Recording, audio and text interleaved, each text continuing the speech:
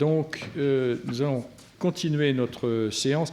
Il y a eu quelques questions en marge sur les liens avec notamment les questions de licenciement qui viennent de m'être posées, mais je pense que nous aurons l'occasion de les évoquer la semaine prochaine, puisque ça sera une séance sur le droit du travail, et donc les questions particulières de qui est responsable en matière de réduction d'effectifs dans le cas de réseaux, de groupes d'entreprises seront tout à fait au cœur des sujets que nous aborderons la semaine prochaine. Cette semaine étant davantage consacrée aux techniques du droit des sociétés. Alors, l'un des aspects très importants, mais souvent méconnus, de ces problèmes de responsabilité, enfin pas entièrement méconnus, puisqu'une question a été posée à ce sujet, c'est les questions de comptabilité dont la langue anglaise, ici plus riche et plus évocatrice que le français, par la notion d'accountability, rappelle qu'elle est directement liée au problème de la responsabilité. Enfin, en français, on le sent aussi, on dit « je suis comptable de », ça veut dire « je suis responsable de ».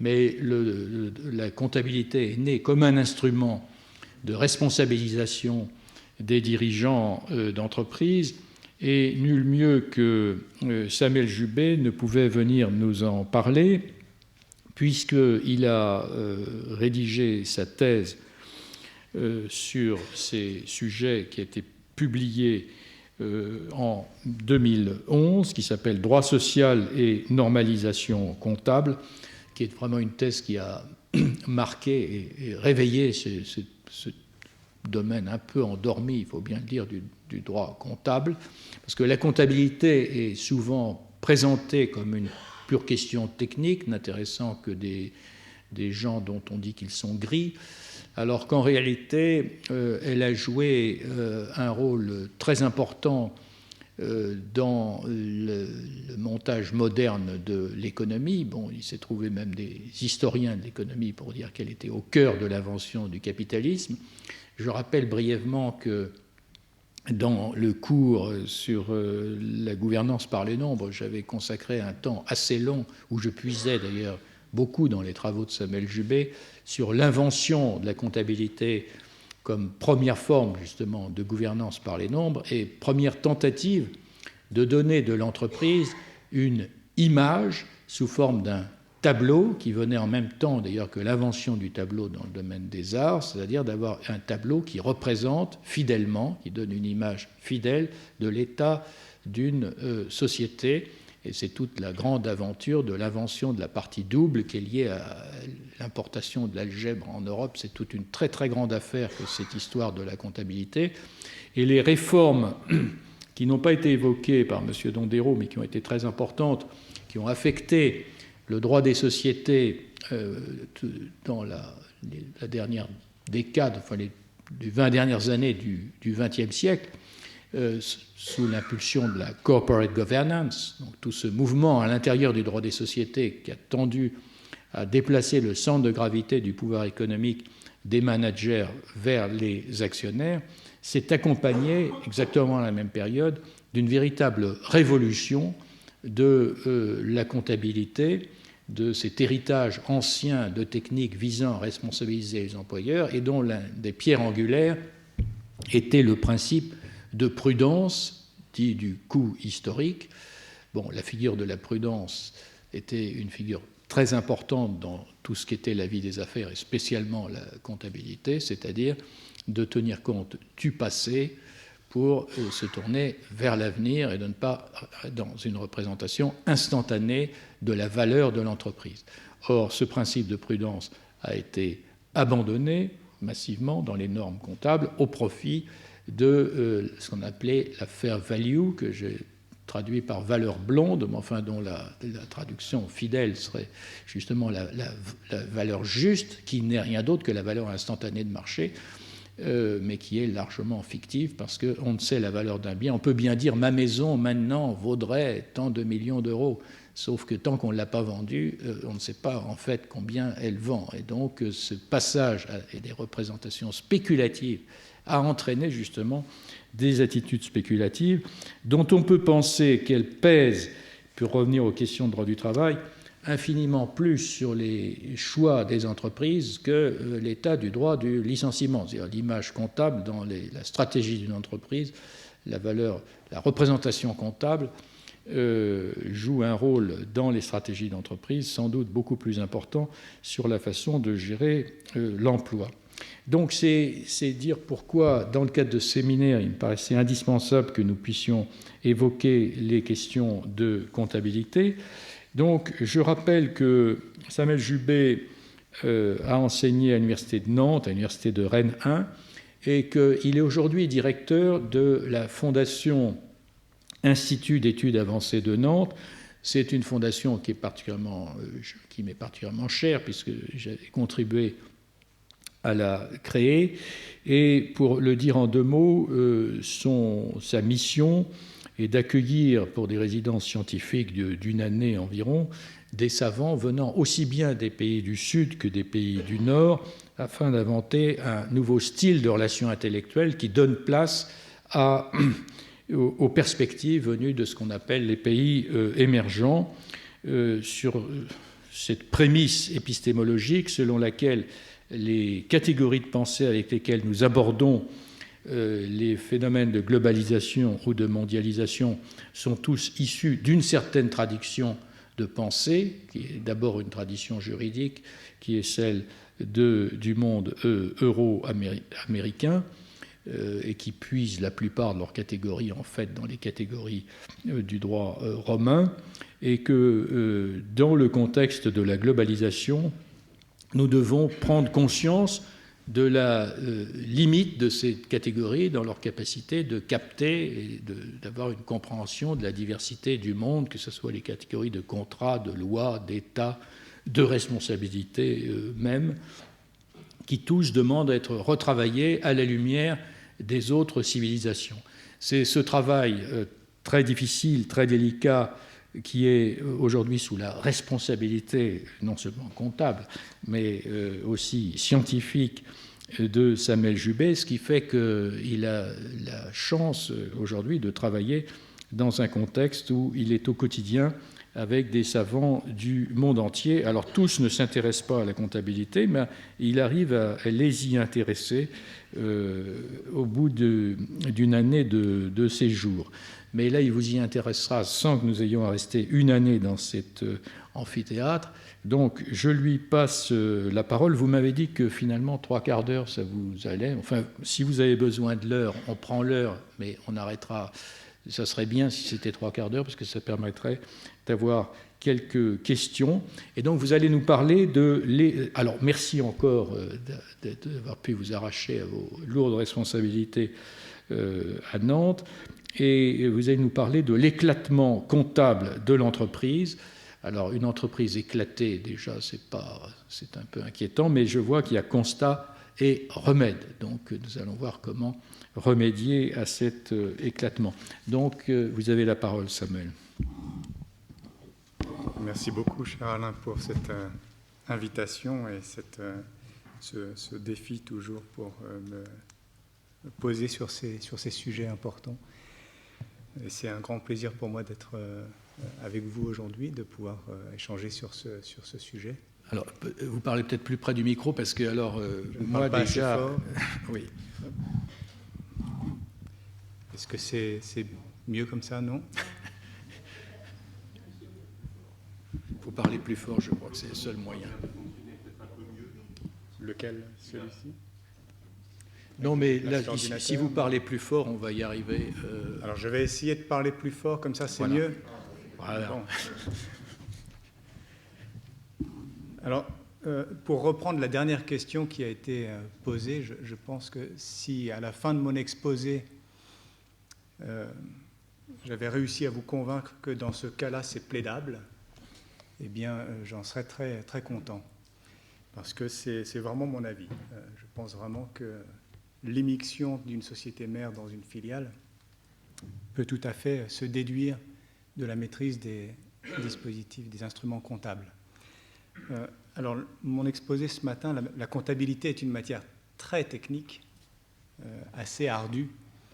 C'est toujours difficile d'essayer de présenter les dynamiques qui se tiennent derrière et qui, en réalité, sont les véritables enjeux de ces chiffres-là, puisqu'il ne s'agit pas du tout de simplement combler des cases, mais vraiment de rendre compte, et en particulier sur la responsabilité. Et donc, je voudrais simplement faire une sorte d'introduction à la problématique comptable, pour vraiment mettre le doigt sur ce qui me semble être un problème majeur aujourd'hui, qui est cet éclatement de l'entreprise, et les conséquences en sont nombreuses. Alors, je commencerai par revenir sur des concepts peut-être de base, mais si on n'est pas en train de rêver de la comptabilité toutes les nuits, il se peut que ça nous ait échappé. Il y a quelque chose de très basique, mais que j'appellerais la mutualisation comptable. La mutualisation comptable, c'est simplement le fait que dans l'entreprise, il n'y a pas qu'une seule activité. Il y a toujours une pluralité d'activités qui se déroulent dans le temps et dans l'espace. Et donc, le premier lieu de mutualisation qui s'opère, c'est une mutualisation des profits et des risques entre ces différentes activités. Alors, comment ça se passe d'un point de vue technique ? Eh bien, l'entreprise, on va dire, a des relations avec des tiers. La comptabilité va s'intéresser à ces relations entre l'entreprise et les tiers et va en déduire une représentation de son patrimoine, de sa situation financière et de son résultat. Par exemple, on pourra dire qu'une entreprise a fait un bénéfice de 100. Mais derrière ce bénéfice de 100, il y a en fait une pluralité d'activités. Et si on veut rentrer dans le détail, on pourrait très bien voir que l'entreprise a peut-être 2 lignes de produits, une ligne A et une ligne B, et puis que finalement, sur la ligne A, on a des produits assez bénéficiaires, et sur la ligne B, on a des produits plutôt en déficit. Alors, avant d'en tirer des conclusions négatives sur la ligne B, il faut chercher à comprendre pourquoi. Peut-être que la ligne B, ce sont des produits d'appel qui permettent de créer une clientèle captive à qui ensuite on va vendre les produits de la ligne A sur lesquels on fait une importante marge. C'est d'abord important de vendre la plateforme pour ensuite vendre les options. Il se peut aussi que, par exemple, les produits de la ligne A, ce soient des vieux produits sur une technologie ancienne qui ne nous coûte plus rien. Maintenant, on marge énormément sur ces produits-là et c'est grâce à cette marge que l'on peut lancer d'autres produits, ceux de la ligne B, sur lesquels il y a encore d'importants coûts de développement, des réglages, un ajustement de la clientèle à faire, mais il faut profiter de ce moment de marge sur la ligne A pour lancer la ligne B. Donc vous voyez, d'un point de vue comptable, le bénéfice de 100 résulte en fait d'une pluralité de lignes. Certaines sont plus bénéficiaires que d'autres et les produits bénéficiaires permettent de lancer ceux qui sont encore déficitaires. C'est vraiment un concept de base qui est cette mutualisation comptable, sauf que selon le périmètre que l'on va choisir, ça va tout affecter. Si aujourd'hui je fais une scission entre la ligne A et la ligne B n'est pas rentable. Elle n'existe que parce qu'elle est incluse dans le même périmètre que la ligne A. Donc vous voyez que la question du périmètre est absolument primordiale. Et quand on prend l'histoire de la comptabilité, on s'aperçoit que cette question du périmètre, elle s'est toujours posée, elle a toujours été un enjeu majeur, et je dirais d'intérêt général, parce qu'elle a affaire à la question de l'organisation généalogique de la société. Alors, pour reprendre simplement, quand on a cette vision de l'entreprise et ses relations avec les tiers, c'est ce qu'on appelle la comptabilité générale, qui aujourd'hui s'appelle de plus en plus la comptabilité financière. Et quand on regarde l'intérieur de l'entreprise pour comprendre comment se décompose son résultat, c'est ce qu'on appelle la comptabilité analytique. Le principe généalogique, je dois à Pierre Legendre d'avoir attiré mon attention sur ce principe d'organisation des sociétés humaines, et ça m'a semblé extrêmement éclairant pour comprendre la comptabilité. Je ne prendrai que quelques citations de son livre en 1985 sur l'inestimable objet de transmission, où il nous dit qu'un système généalogique est un jeu de référence. La généalogie inscrit le pouvoir dans un ordre de succession. La généalogie est le principe qui met en ordre les objets et nous identifie parmi les objets. Avant de distinguer les générations selon l'ordre des places et des sexes, la généalogie situe chaque être humain par rapport au principe de division grâce auquel le système des catégories peut marcher, c'est-à-dire par rapport à la catégorie d'un absolu qui fonde et garantit, rendant logiquement possible l'opération des classements. La généalogie implique un absolu, la référence à la perfection de l'immortalité, celle-là même qui se joue à travers les générations. La loi de l'espèce, dirais-je, fait loi pour le sujet, ce qu'exprimaient très bien les glossateurs. La conjonction entre mâle et femelle conserve l'immortalité du genre humain. Et une dernière qui me semble extrêmement forte, c'est qu'il s'agit, à travers les systèmes généalogiques, de mettre en œuvre la production indéfinie de tout ce qui, pour une société, est en charge légale de faire recommencer. Et si on applique ça à la comptabilité, c'est extrêmement parlant, parce que lorsqu'on étudie l'histoire de la comptabilité, on s'aperçoit qu'au tout départ, elle n'a pas du tout vocation à représenter tous les faits économiques tels qu'ils sont ou tels qu'on les prétend être, mais au contraire de représenter uniquement certains d'entre eux, ceux à qui on impute la possibilité de recommencer, ceux qui sont impératifs pour pouvoir recommencer. Ce sont donc certains échanges très particuliers qui doivent être, ils doivent absolument intervenir, ces échanges. Ils mettent en rapport la société politique et le principe même de la légitimité des biens qui se jouent en son sein.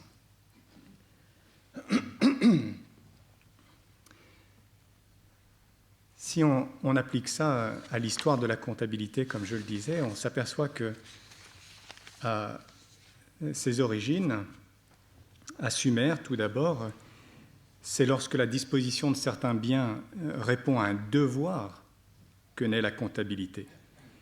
Donc ce n'est pas le propriétaire qui tient compte de ceux qu'il cherche à optimiser, c'est celui qui, au contraire, est intendant d'un bien qui ne lui appartient pas, qui lui tient des comptes.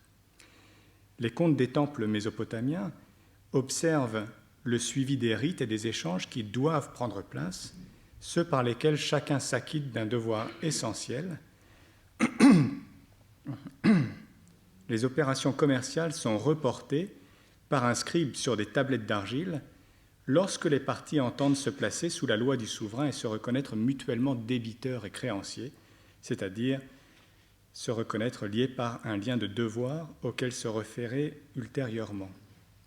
Que ce soit dans la comptabilité des temples ou dans celle des dettes et des créances, il s'agit à chaque fois d'inscrire les échanges prescrits par une parole autorisée.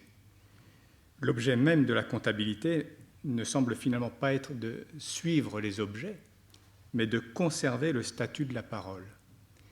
C'est parce que la parole a dit que ces échanges-là devaient avoir lieu qu'on les inscrit dans les comptes pour pouvoir s'y référer ensuite, parce que cette parole-là dicte le cadre de légitimité dans la disposition des biens.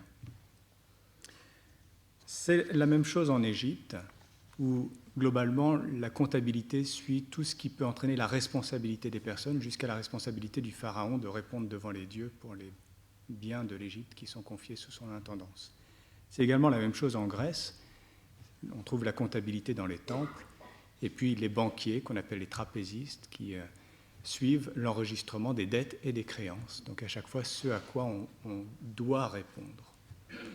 À Rome, la comptabilité fait très nettement apparaître les biens qui doivent circuler et puis ceux qui doivent être conservés. Ce qui doit circuler, c'est la trésorerie. Et la gestion de trésorerie est optimisée par l'emploi de petits ouvrages qu'on appelle les liber calendari, dont on peut confier la gestion à des esclaves d'ailleurs, Et lorsqu'on transmet un domaine, on peut transmettre l'entreprise en transmettant ce liber calendari qui reprend tous les flux de trésorerie attachés à cette exploitation. Et en sens inverse, les biens qui sont attachés à la famille, ceux qui doivent absolument être transférés avec le patrimoine, parce que sans ces biens, la famille perdrait son rang, ceux-là sont consignés dans un codex accepti et expensi qui reste dans les mains du pater familias. Là, il faut avoir la personnalité juridique pour pouvoir écrire dans ce livre-là.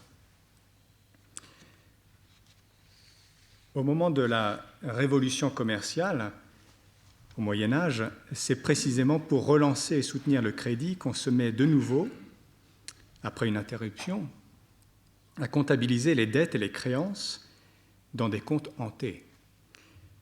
Lorsque se développe le recours au contrat de mandat, on se met à inscrire également les marchandises dans les comptes. Les villes médiévales rendent cette pratique obligatoire. Donc en fait, les comptes portent sur ce qui doit être, mais les comptes eux-mêmes sont parce qu'ils doivent être. Le marchand, finalement, tient ses comptes d'abord parce qu'il y a une autorité qui lui commande de le faire. Les villes médiévales obligent leurs marchands à tenir leurs comptes et à le faire sur du papier paraffé, ce qui leur permet de se souvenir que, d'une part, ils tiennent la légitimité de la disposition des biens d'une source commune, ils s'inscrivent dans une même chaîne de transmission, et à travers la façon dont ils sont dignes de la confiance qu'on leur donne, ils participent à un crédit collectif. Et ça, c'est extrêmement important également parce que c'est vraiment cette construction d'abord de la continuité de la cité elle-même, parce qu'à travers les comptes des marchands, c'est la cité qui se renouvelle constamment, qui assure son recommencement. La technique de la partie double intervient à ce moment-là, et j'ai déjà eu l'occasion de le dire, mais il me semble que l'explication, en tout cas une des explications, une des fonctions de la partie double, est d'inscrire les aventures collectives dans ce principe généalogique. Au tout départ, les comptes des premières sociétés, des compagnies, ne sont pas du tout clos chaque année. Ils sont ouverts lorsqu'on démarre la société, ils sont clos lorsqu'on change d'associé. En fait, c'est qu'il y a une société qui meurt et l'autre lui succède. Et ce qu'il est important de savoir, c'est ce qui doit être transmis d'une société à l'autre pour que l'activité se poursuive. En même temps, l'activité en collectif, que ce soit les aventures maritimes ou terrestres, ont la particularité à cette époque de mettre sur le marché un collectif qui n'a pas la personnalité morale, justement. Donc il est impossible de tenir ce collectif comme responsable. C'est pour ça qu'on invente un deuxième jeu de compte.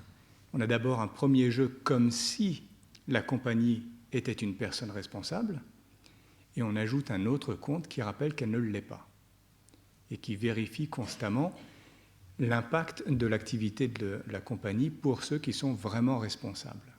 C'est le compte capital, ou dans les aventures maritimes, c'est le compte de voyage que l'on clôt par le compte pertes et profits.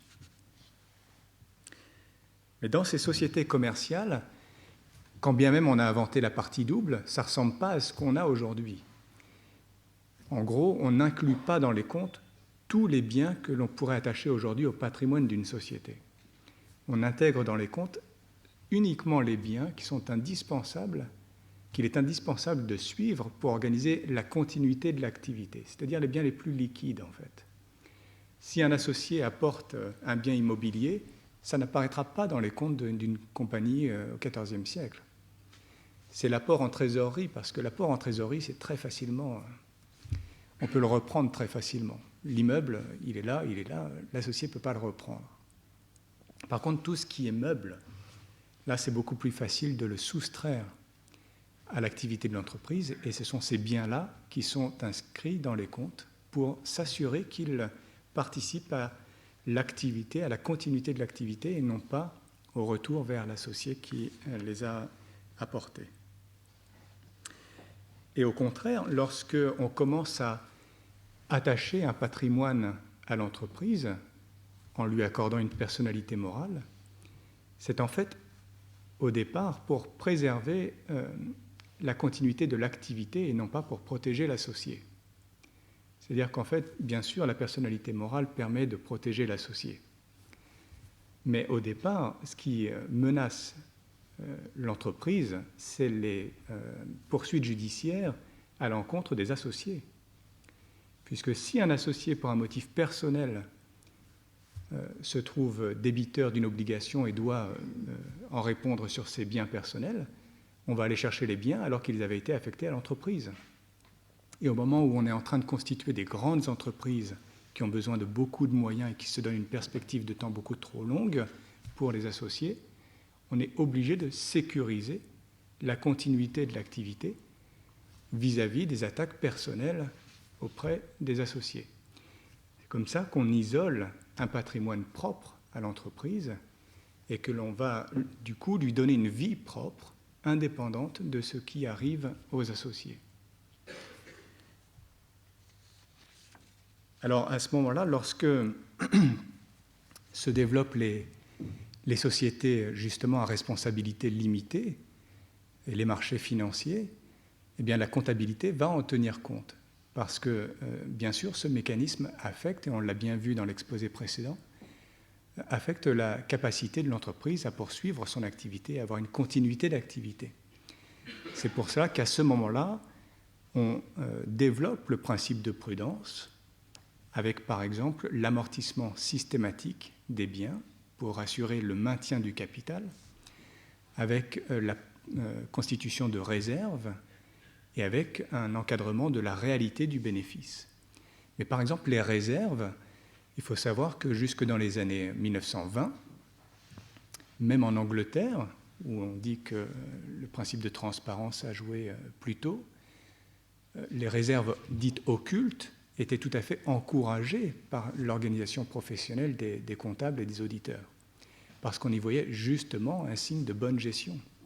On se prémunissait contre ce que peut nous réserver l'avenir. Maintenant, la normalisation comptable, c'est un tournant majeur de ce point de vue-là. Si je résume ce que j'ai présenté jusqu'à présent, dans l'histoire de la comptabilité, la préoccupation majeure, c'est d'inscrire les biens, la disposition des biens, dans un ordre généalogique. Systématiquement s'assurer qu'on va suivre et veiller au respect des échanges dont dépend le recommencement, d'abord de la cité et ensuite de l'entreprise. Mais quand on arrive à la normalisation comptable, on va complètement renverser ce mécanisme. Alors, la normalisation comptable, c'est quelque chose qui commence véritablement à partir du milieu du XXe siècle, à peu près dans les grands pays développés, à peu près au même moment, avec des approches techniques un peu différentes selon les pays de common law et les pays continentaux, mais on va le voir avec des finalités politiques assez similaires. La première prétention de la normalisation comptable, c'est d'opérer un glissement de la référence du devoir-être vers l'être, c'est-à-dire on quitte la notion de la mesure pour basculer dans la notion d'information. Je vous ai dit jusqu'à présent, ce qui comptait, c'était de se référer aux échanges qui doivent être. Et avec la normalisation comptable, ça change. Il ne faut pas se référer à ce qui doit être, il faut se référer à ce qui est.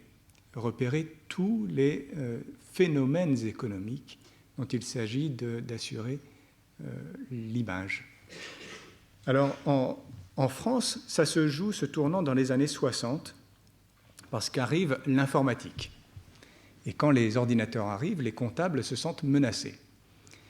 Parce que jusque-là, ils ont un statut extrêmement fort dans l'entreprise comme hommes de confiance et celui dont la technique permet d'établir la position, la situation de l'entreprise. Sauf que la technique informatique, a priori, semble présenter toutes les qualités de la technique comptable. Et les comptables se sont d'abord sentis menacés par l'émergence de l'informatique. Donc le Conseil national de la comptabilité, dans les années 60, a composé un petit groupe de réflexion pour réfléchir au positionnement de la profession vis-à-vis de cette émergence de l'informatique. Et les conclusions de ce groupe de travail ont été de conclure que il fallait jouer la carte de l'informatique. Non pas y voir un concurrent, mais un allié. Comment faire? Eh bien, en présentant la comptabilité comme le premier système d'information. Celui qui a toujours existé depuis des siècles, mais qui souffrait d'outils primaires, alors que tout d'un coup, l'informatique va lui apporter les outils qui lui manquaient. Donc je ne lis pas tout le texte que j'ai mis là à l'écran, mais simplement ce texte fait ce basculement où on va présenter tout d'un coup la comptabilité comme si elle avait toujours été un système d'information. On relie toute l'histoire de la comptabilité en ce sens. Et on finit en 68 en disant « L'informatique fournira à la comptabilité l'outil qui lui permettra de réaliser pleinement ses objectifs. » En mettant à sa disposition d'une part des dispositifs de saisie, de collecte et de traitement de l'information, d'autre part des moyens de transmission extrêmement puissants. En 1982, quand il s'agit de définir la comptabilité, on dit que la comptabilité est un système d'information. C'est un système d'organisation de l'information qui permet de saisir, de classer, d'enregistrer les données. En gros, la comptabilité n'est plus que la somme des fonctionnalités que devait lui apporter l'informatique. On a oublié les finalités propres qui devaient être celles de la comptabilité. En 2010, si on prend, alors cette fois-ci non pas au niveau français, mais au niveau international, la normalisation comptable a commencé au niveau mondial en 1973 avec la création d'une fondation à Londres qui, depuis, est devenue vraiment une organisation de normalisation mondiale à laquelle l'Union européenne a délégué l'élaboration des normes comptables. Cette organisation s'est dotée assez tôt d'un cadre conceptuel. Et lorsqu'il en a fait la refonte en 2010, le cadre conceptuel qui s'appelait jusque-là cadre conceptuel de la préparation et de la présentation des états financiers a été rebaptisé cadre conceptuel de l'information financière. Et finalement, l'information financière est conçue comme étant le seul et unique objectif de cette organisation à travers, d'ailleurs on ne parle plus de comptabilité, mais de normes de reporting financier, d'information financière. Donc il s'agit uniquement de créer une information financière pertinente. Pour qui? Pour les investisseurs et les créanciers, actuels et potentiels. Voilà la nouvelle conception de la comptabilité. Donc la comptabilité ne doit pas du tout se référer à quelque chose qui devrait être, mais uniquement refléter de façon neutre et exacte ce qui est. Elle ne vise plus à établir la légitimité de la disposition des biens, mais la normalité de sa structure, de ses coûts, de ses performances. Donc ça a beaucoup repris des travaux du taylorisme au sein de l'entreprise. Le taylorisme voulait introduire la mesure comme étant la référence exacte pour les rapports entre employeurs et salariés. Introduire cette mesure, ça veut dire se référer à une production normale, avec un emploi normal des ressources premières, un emploi normal du travail. Donc ça, c'est l'émergence de la moyenne comme étant la référence pour situer l'entreprise. Et ce qui compte de plus en plus n'est pas forcément d'être légitime, mais d'être normal. Il y a quand même des limites à ça, je crois, parce que certaines entreprises, lorsqu'elles commencent à avoir des profits trop importants, se soucient de savoir si on va continuer de considérer leurs profits comme légitimes. Mais ce n'est pas uniquement la normalité au sein de l'entreprise, c'est aussi la normalité de l'entreprise dans son secteur d'activité. Et immédiatement, lorsqu'on a commencé la normalisation comptable, c'était le premier enjeu, c'était de pouvoir situer l'entreprise dans son secteur, de la comparer aux autres, voir si finalement elle est normale ou pas. Alors, cette préoccupation de comparabilité, elle a été commune aux approches continentales et anglo-saxonnes.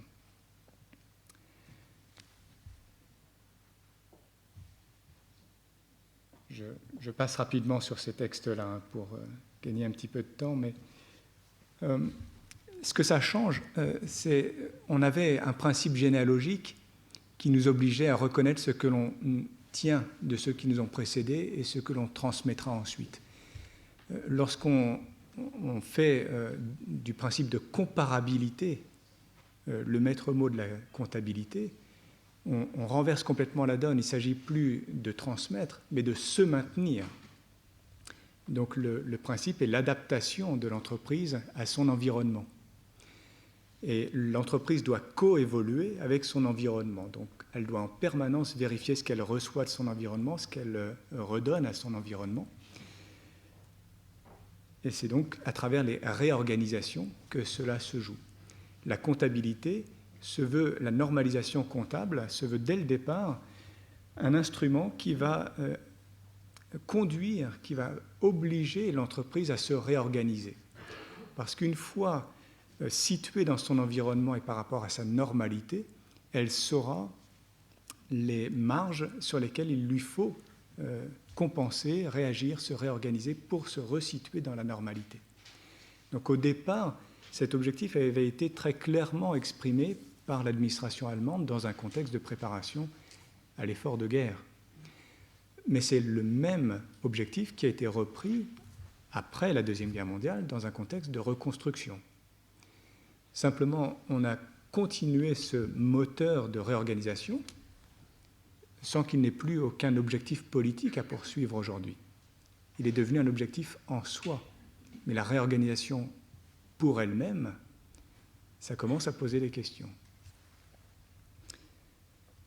Donc il y a d'abord une logique industrielle à la réorganisation, puis une logique financière, puisque lorsque la normalisation comptable internationale est intervenue, il ne s'agissait plus du contexte de l'après-guerre, il s'agissait au contraire de faire en sorte que le monde devienne transparent pour les investissements financiers et que l'on puisse repérer les poches de rentabilité plus rapide que ce que les dirigeants auraient eux-mêmes prévu. Donc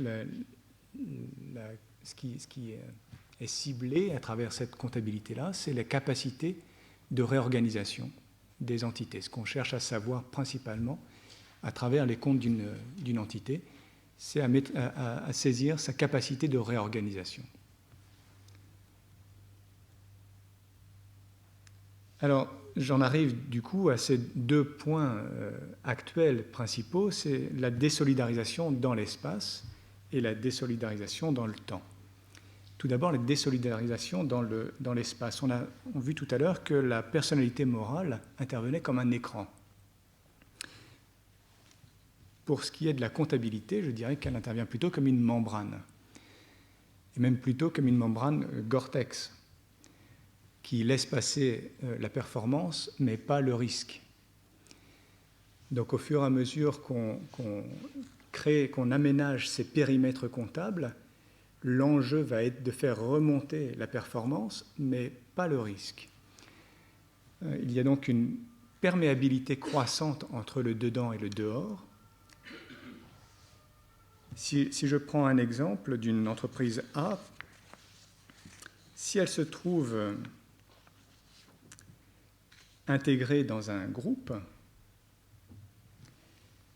ce n'est pas uniquement qu'elle y arrive en tant qu'entreprise A, où elle va trouver des amis, les entreprises B, C et D, qui sont aussi membres du groupe. Oui, si on voit les comptes qu'on appelle consolidés, eh bien, ça va tenir compte de l'emboîtement de toutes ces entreprises-là. Mais si on regarde les comptes analytiques, alors on va voir que chacune de ces entreprises se trouve fragmentée, se trouve éclatée et redistribuée. Mon entreprise A, maintenant, est divisée en 4. Alors on pourrait dire, par exemple, que cette entité-là fait de la production pour des lignes de produits où la recherche-développement se fait ici. Sur le même site de cette entreprise A, il y a une autre équipe qui fait de la recherche-développement, mais par contre, c'est pour des produits qui vont être fabriqués par ce site-là.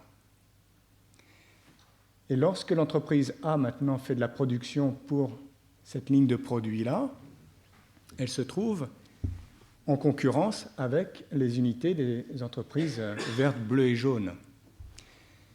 Il y a donc une sorte de perméabilité entre la règle du dedans et la règle du dehors. J'ai commencé mon exposé en vous disant qu'à l'intérieur du périmètre comptable, il y a une mutualisation, à l'extérieur, il y a une concurrence. Et en fait, avec la technique aujourd'hui combinée des comptes consolidés et des comptes analytiques, il y a plus de concurrence à l'intérieur qu'à l'extérieur. L'entreprise A qui fait cette production, le groupe, avant de décider s'il va allouer à cette unité-là la production de ce lot-là, il va regarder la performance comparée de ces entités. Et il a accès à toutes les données. Donc il saura exactement si cette unité-là est plus rentable qu'une autre. Et l'unité qui est ici se retrouve soumise à une pression à la concurrence accrue par rapport à ce qu'elle avait avant.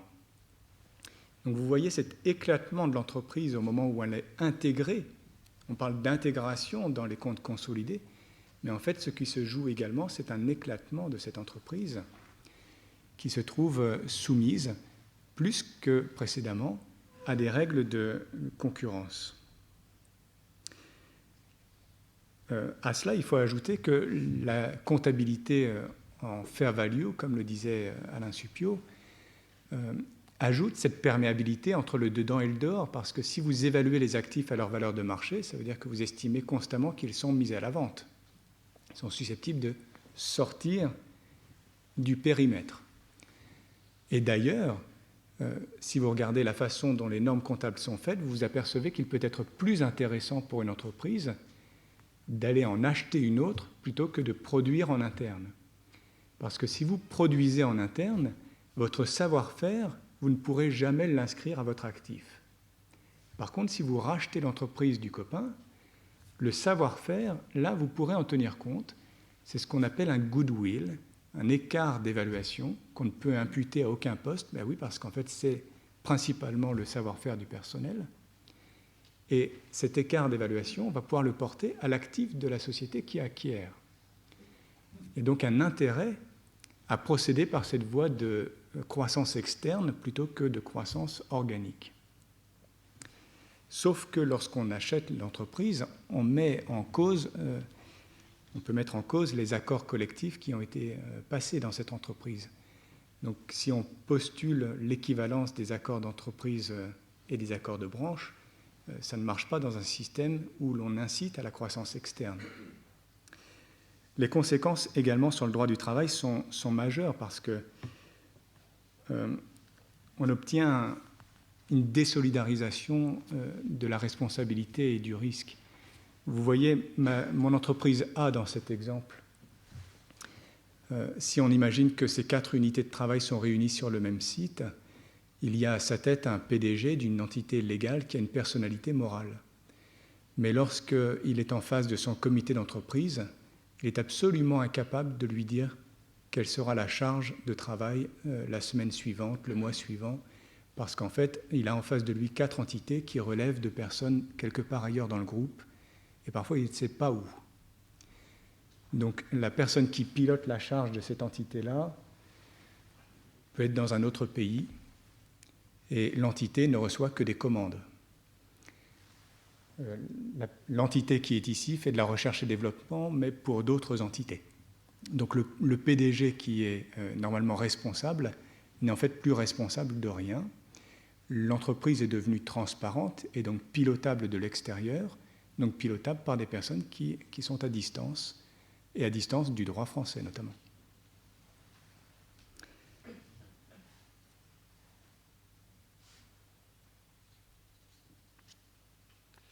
On peut également prélocaliser, c'est pour ça que je reviendrai sur cette question de l'immixtion, on peut prélocaliser le lieu où le risque se réalisera. Si par exemple l'entité jaune ici fait des produits qui seront vendus à l'entité verte ici, ce qu'on appelle un prix de transfert intragroupe. Alors, le groupe peut procéder d'une façon très simple. S'il se dit je vais baisser le prix de cession de 5%, la seule façon pour cette entité verte, personne morale, de finir l'année avec des comptes positifs, c'est d'augmenter sa productivité et de baisser ses coûts. Si elle ne le fait pas, le simple effet de la baisse de prix du coût de transfert aura pour effet de plonger cette entreprise dans le rouge. Et donc on aura au niveau de la personne morale l'image d'une société qui va très mal, dans laquelle on peut engager des suppressions d'emplois. Mais c'est complètement maîtrisé au niveau du groupe. Donc c'est pour ça que c'est très important d'avoir en tête cette façon d'organiser le travail au sein du groupe passe largement par les comptes.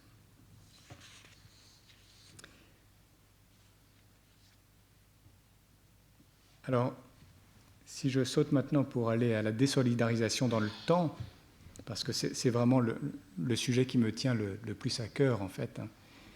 Il me semble que le nœud du problème tient au fait que le droit comptable aujourd'hui repose sur la fiction de l'exercice comptable indépendant.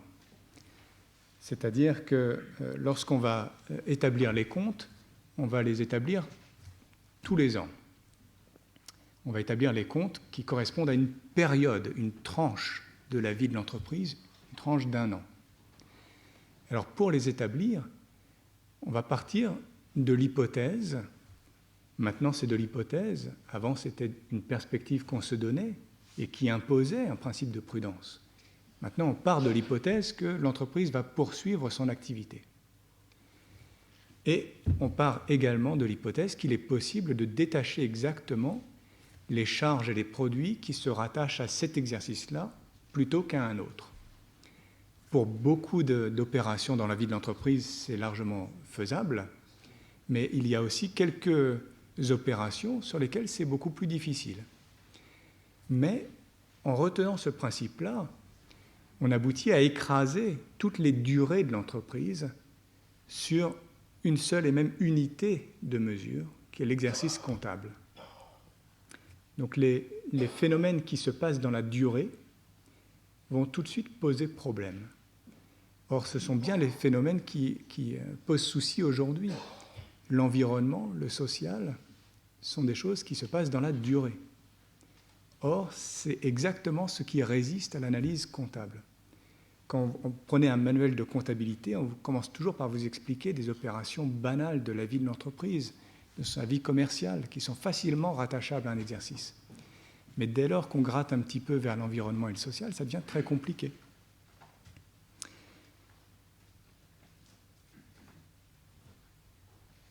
Parce que si on fait le choix d'être précis sur ce qu'on voit à la date de clôture des comptes, on ne voit pas forcément ce qui est important et déterminant pour la continuité de l'entreprise.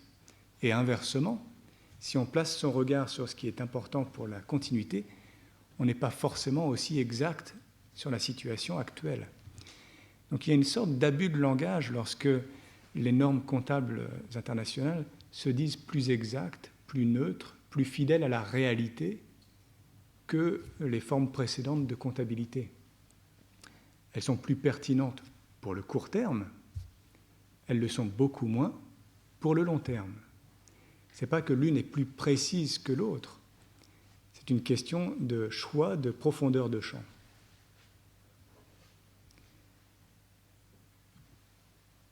On fonctionne donc avec cet exercice comptable que l'on tient comme étant indépendant, alors qu'il y a deux phénomènes majeurs qui interviennent dans l'économie. Le premier, c'est une pression sans précédent du court terme qui est liée à la synchronisation des marchés financiers. Cette synchronisation, elle est liée au fait qu'il y a une information comptable de plus en plus comparable, soumise à des normes comptables uniques, une information de plus en plus régulière, Et puis le recours à des technologies, à des algorithmes qui vont bien au-delà de l'entendement humain. La plupart des échanges sur les marchés financiers se font par le biais de machines, ce qu'on appelle du high frequency trading ou du flash trading. C'est de l'ordre de la microseconde. Donc l'entendement humain n'est plus capable de suivre ce temps-là. Mais ce temps financier, il a de fait pour effet de dévaluer le temps réel qui est toujours en retard. Donc ça, c'est un premier souci par rapport à cette pression du court terme, c'est que le temps réel est de fait trop lent. Mais il y a aussi une autre transformation majeure qui est intervenue et dont l'évolution de la comptabilité n'a pas tenu compte, tellement elle était préoccupée de cette comparabilité à court terme. C'est les transformations qu'a mises en évidence Karl Polanyi. Le fait de considérer fictivement comme des marchandises la monnaie, la terre et le travail. Et ça, c'est quand même une donnée extrêmement importante pour les comptables, parce que ces fictions-là ont été contenues dans des droits, un droit monétaire, un droit foncier, un droit du travail. Or, ces droits-là sont tous mis à mal dans le contexte de la globalisation. Donc, si les conditions pour que cette fiction tienne s'écroulent, la comptabilité ne peut pas éternellement continuer de considérer la terre, le travail et la monnaie comme des marchandises, à moins de prendre le risque qu'à un moment donné, les prévisions de flux de trésorerie s'éloignent complètement de la réalité et qu'on chute brusquement. Il faut donc tenir compte de cet effacement des droits nationaux qui faisait tenir ces fictions. Et ça, la comptabilité ne le fait pas du tout aujourd'hui. Je reprendrai juste quelques exemples pour vous permettre d'en avoir une idée plus précise, plus concrète. La comptabilité aujourd'hui cherche à déterminer à la fin de l'exercice comptable, ce qui appartient de fait à des tiers ou aux actionnaires. Donc si on prend l'actif de l'entreprise, il se trouve entièrement distribué entre les droits des tiers et les droits des actionnaires. Il n'y a pas de place pour une autre catégorie. Et c'est pour moi, c'est vraiment ça le problème aujourd'hui. C'est qu'on est en train de manipuler des technologies qui ont des effets à retardement. On mobilise la terre, la monnaie et le travail, qui ne sont pas des marchandises, comme des marchandises. On fait tout ça en étant persuadé qu'à la fin d'une année, on peut calculer le résultat exact et que l'on peut déterminer ce qui appartient à des tiers et tout ce qui n'appartient pas à un tiers, c'est de fait aux actionnaires et donc c'est distribuable. Et là, c'est un problème majeur. À mon avis, il faudrait réinventer une catégorie dans le passif qui permettrait de tenir compte du fait qu'on n'est pas encore capable de savoir. C'est trop tôt pour savoir si c'est encore le droit d'un tiers, mais c'est encore trop tôt pour savoir si c'est vraiment déjà à l'actionnaire. Il faut donc une catégorie intermédiaire. La définition des passifs qui a été adoptée par l'Organisation de normalisation internationale oblige à voir dans le passif une obligation. Mais en fait, derrière l'obligation, il y a des obligations juridiques et des obligations implicites, pour le meilleur et pour le pire. Parce que pour le meilleur, c'est que ça nous permet de prendre une entreprise ou un groupe qui a un code d'éthique, par exemple, et qui a dit « je respecte telle ou telle norme ». Et à ce moment-là, on va considérer qu'il s'est donné à lui-même une obligation implicite. Mais inversement, l'obligation implicite peut aboutir à des contresens. Si on prend l'exemple des engagements de retraite qu'une entreprise contracte ou s'engage vis-à-vis de son personnel, des engagements dits à prestations définies, c'est-à-dire l'entreprise s'engage à verser un certain montant de retraite calculé en fonction du nombre d'années d'ancienneté dans l'entreprise et du montant du dernier salaire. Lorsqu'une entreprise a ce type d'engagement vis-à-vis de son personnel, les normes comptables vont commencer à comptabiliser une provision au passif le plus tôt possible. Alors effectivement, ça paraît prudent, mais sur quelle logique est-ce que ça repose? C'est l'idée qu'il y a dès le départ une obligation implicite. Sauf qu'en portant les engagements de retraite dans le passif des bilans, on les soumet également à une pression très forte. Or, le fait est que l'employeur, dans ce cas-là, peut très bien se soustraire à son engagement. Il a juste à dénoncer l'accord, à respecter un préavis, et ensuite, les droits qui étaient prévus pour ceux qui n'ont pas encore pris leur retraite disparaissent. Il ne reste plus que les droits de ceux qui ont déjà pris leur retraite. Donc on fait comme si l'entreprise avait une obligation implicite, mais de fait, elle peut tout à fait y échapper. Et ça conduit à ce que le provisionnement de ces engagements de retraite, au lieu de soutenir leur mise en œuvre, aboutit à leur évaporation. Pour vous donner un autre exemple, ce qu'on appelle les grosses réparations, gros entretiens, étaient permis par les normes comptables françaises jusqu'à ce qu'on les aligne sur les normes comptables internationales. Et ça consistait à porter dans son bilan une provision. On sait que dans 5 ans, on devra remplacer quelque chose d'important sur cet équipement ou faire une grosse réparation. On commençait dès maintenant à provisionner pour cela. Bon, les normes comptables françaises le permettent encore, mais à titre de dérogation. Le principe est devenu celui de l'inverse, de l'activation de cette dépense. C'est-à-dire qu'au moment où je vais faire cette grosse réparation, on va estimer que cette grosse réparation va finalement me servir dans ma production des futures années. C'est donc un actif pour moi. Je n'ai pas besoin de l'anticiper, mais au moment où elle surviendra, au lieu de comptabiliser toute la dépense de cette grosse réparation dans l'exercice, je n'en comptabiliserai qu'une petite partie. C'est très technique, je ne veux pas vous emmener trop là-dessus. Simplement, je voulais attirer votre attention avec ce petit graphique sur le fait qu'avec la technique de provision, qui est donc interdite par les normes comptables internationales maintenant, c'est la courbe en rouge, et en fait, on provisionne plus tôt dans le temps. On est plus prudent. La technique de l'activation, qui est la courbe en bleu, est plus lissée, mais également moins prudente. On met moins de côté en début de cycle. Un autre exemple, c'est les coûts de démantèlement et de remise en état lorsqu'il y a des actifs qui vont polluer.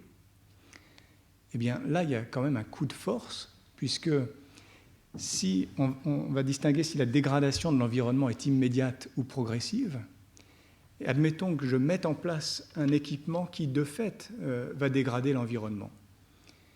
Eh bien, dans mes comptes, je vais d'une part reconnaître au passif le coût de remise en état lorsque j'aurai fini mon exploitation, mais je vais également considérer que ce coût est un actif pour moi. Je suis donc riche de la dégradation que je porte à l'environnement. Parce que sans dégrader l'environnement, je n'aurais pas pu exploiter cela. Donc cette dégradation fait partie des dépenses que je dois considérer comme un actif, qui vont me servir sur plusieurs exercices. Au moment même où je constate une provision dans mes comptes, je constate aussi un actif. C'est quand même un tour de force d'être riche de la dégradation qu'on porte à l'environnement. Bon, j'insiste pas plus sur ces questions techniques. Simplement, j'avais promis un remède, et j'ai beaucoup parlé de constat. Il me semble qu'une des pistes sur lesquelles nous devrions travailler est celle de réconcilier le court terme et le long terme en instituant des mécanismes qui permettraient de générer d'autant plus de court terme qu'on génère du long terme. C'est-à-dire que si par exemple, on soumettait... Aujourd'hui, le résultat comptable est de fait distribuable. Il est donc de fait disponible immédiatement. qu'est-ce qui nous empêcherait de limiter la disponibilité immédiate du résultat en la soumettant à l'engagement de l'entité pour garantir le long terme? On pourrait très bien imaginer une notation comme celle qui est faite par les agences de notation aujourd'hui, mais les agences de notation se concentrent sur la solvabilité à court terme.